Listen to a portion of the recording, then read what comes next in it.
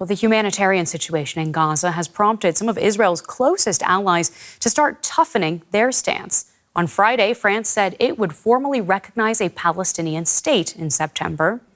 And British Prime Minister Keir Starmer now says he'll follow suit unless the Israel government takes steps to end what he described as the appalling situation in Gaza.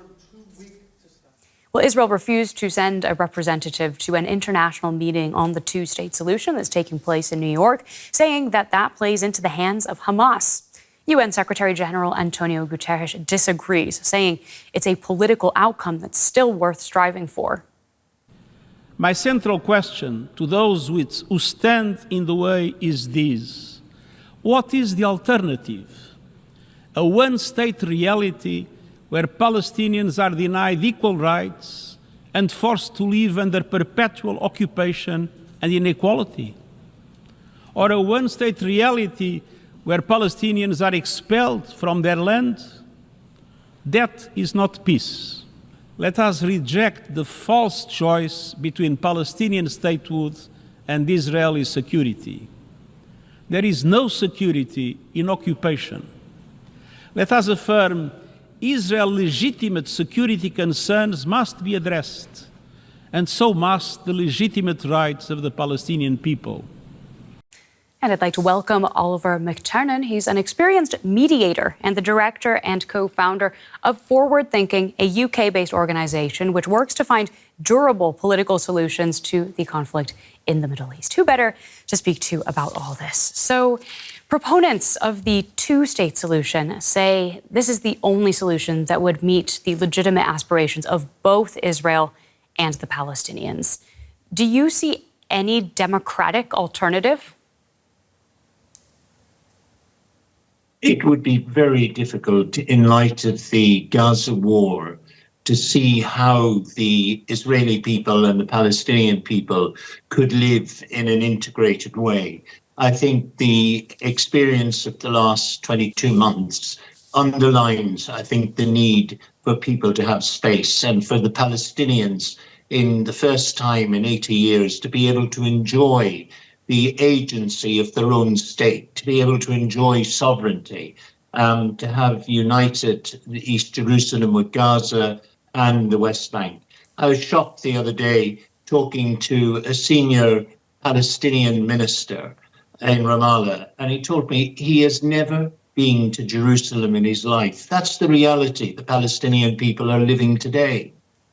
And when you look at the reality on the ground today, these last 22 months, expanding Jewish settlements in the West Bank, Palestinian militant groups, even if it's more important than ever in your view, is a two-state solution actually in any way feasible? Well, I really do think it is. And I think it won't happen through negotiations. Look at the history. We've had 80 years, a cycle of violence. We've had about 9 wars since the State of Israel was recognized. We've had then in that time also 6 major peace conferences. None of it is being delivered. I think what was required, 2 states. But I think the way it has to go is the international community to say occupation has to end. Israel has to recognize, as the Palestinians have, that on the 67 borders, they can have their own independent state. I think it is the only way we can move forward is to have a declaration, end of occupation, and establishment of a truly sovereign, independent Palestinian state with real agency. When you look at the preferences of the current U.S. government and then also members of the current Israeli government, we see them openly talking about a future for Gaza that does not have a role for Palestinians, does not include them. Without that political willpower for a two-state solution, do you think it makes sense to keep pushing for it, or will we always be pushing up against a dead end if that's the route to take? Well, I think the real problem is that a lot of today's decision makers are quite ignorant of the history and quite ignorant even of recent history. They tackle this problem as if it all began on October the 7th. And we hear that way of speaking. I think there is no way that the people of Gaza will voluntarily move out of the territory. If we go back in history, Alexander the Great occupied Gaza for, I think, about 3 years, and then he had enough. He moved on. Napoleon tried to also occupy Gaza. He lasted 2 weeks. The one thing about Gazan people, and they are part of the Palestinian people, but the one thing about Gazans is their enormous resilience. And I think whatever plans are made in Washington or in Tel Aviv or anywhere else, the fact is that it'll come up against this very strong, independent people who love their land and want to live there like anyone else wants to live in their own land with peace and security. Now, I just want to point you toward a survey that came out, that was carried out earlier this year by the Pew Research Center. It shows that only 21% of Israelis say that peaceful coexistence with a Palestinian state is possible. I mean, 12 years ago, that number was at 50%. What do you think has happened within Israeli society to see those numbers sinking so sharply? I think part of the problem is that the Israeli people have become victims of their own campaign of disinformation. The way this present war is presented to the people of Israel, but also globally by Israel, is that this is a war of civilizations. It's a war against radical Islam. They're standing up for Judeo-Christian values. If they get defeated, then the problem will be in Berlin, it'll be in London, a struggle against radical Islam. Now, if that's the way people have been indoctrinated almost, their whole presentation of the present conflict is no wonder that you get that small number of people saying, yes, we can coexist. But that said, I've been working in this for nearly 20 years. What really heartens me is to know a number of very senior rabbis who actually believe that the only way forward is Muslims, Christians, and Jews sharing this land. Now, they could buy into a two-state, but they're disciples of the Jewish philosopher of about 1,000 years ago, Moses Maimonides. And his belief was that the Messiah would only return if Muslims, Jews, and Christians shared the land together. What they're saying, this is the theological basis for the two peoples to be able to live in harmony. It can be in two states, maybe later a confederation. But that encourages me because this is the backbone of Israeli identity that is holding these views.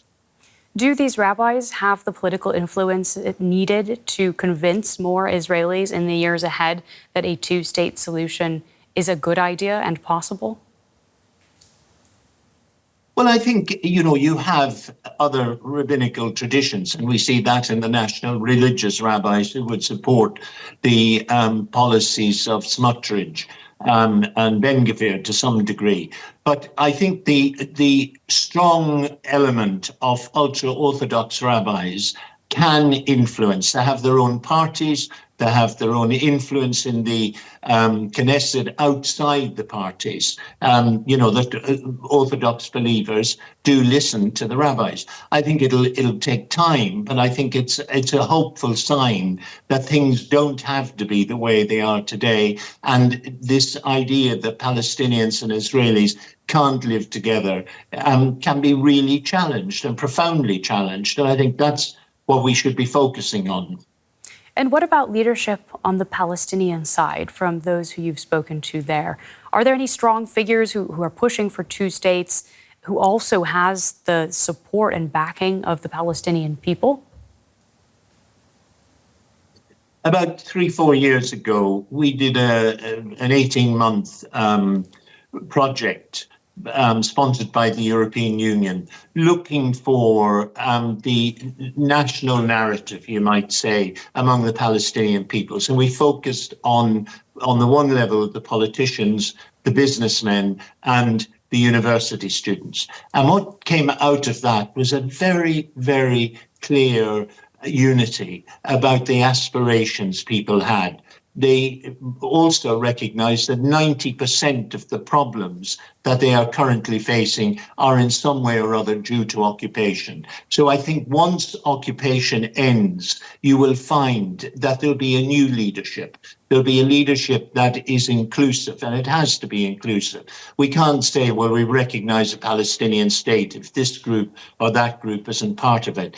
If we recognize a Palestinian state, we have to recognize the Palestinian constitution that should be restored. We've got to restore the Legislative Council. We've got to go back into accepting that inclusive way that 2006 offered. And it was a real missed opportunity that we didn't take that, because I think had the international community supported the outcome of the election in 2006, I don't think we would be facing the human catastrophe we're witnessing today in Gaza, and we wouldn't have the Israelis' families whose relatives are being held in Gaza suffering in the way they are. Oliver McTernan with Forward Thinking. It has been a pleasure speaking with you. Thank you so much for making the time. Thank you.